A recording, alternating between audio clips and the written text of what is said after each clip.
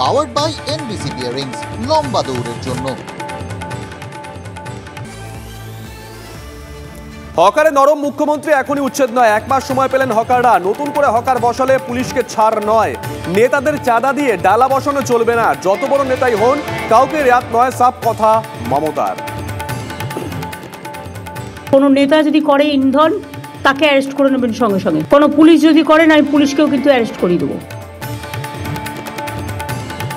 ফুটপাত জবরদখল, কাউন্সিলরদের all out attack মুখ্যমন্ত্রীর। প্রথমে বসাচ্ছেন, তারপর বুলডোজার দিয়ে উচ্ছেদ করছেন।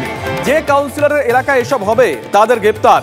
নেতা পুলিশ লোভ সামলান, কড়া বার্তা মমতার। হকারদের 1 মাস সময় মুখ্যমন্ত্রীর। কাল দুপুরে মেয়রের নেতৃত্বে হাইপাওয়ার কমিটির মিটিং। থাকবেন অরূপ, মলয়, দেবাশিস, পুলিশের উচ্চপদস্থ কর্তারাও। হকারদের জন্য গোডাউন এবং পুনর্বাসন নিয়ে ভাবনা চিন্তা। তারাতলায় বিজেপির অফিসে বুলডোজার, বেআইনি উচ্ছেদ অভিযানে ভাঙা পড়ল গেরুয়া শিবিরের অফিস। বিজেপি কর্মীদের সঙ্গে তুমুল ধাক্কাধাক্কি পুলিশের, আটক কয়েকজন। বিধানসভা রাজভবন দড়ি টানাটানি, শপথের অপেক্ষায় সায়ন্তিকা রেয়াত। কাল বিধানসভার গাড়ি বারান্দার পর আজ আম্বেদকর মূর্তির নিচে ধর্ণা। রাজভবনে যেতে ভয় পাচ্ছেন মহিলারা, তোপ মুখ্যমন্ত্রীর। বিষয়টি রাষ্ট্রপতির নজরে আনার তোড়জোড় তৃণমূলের।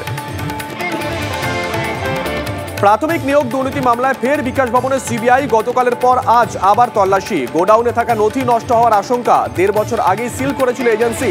নথি খতিয়ে দেখতেই বারবার অভিযান।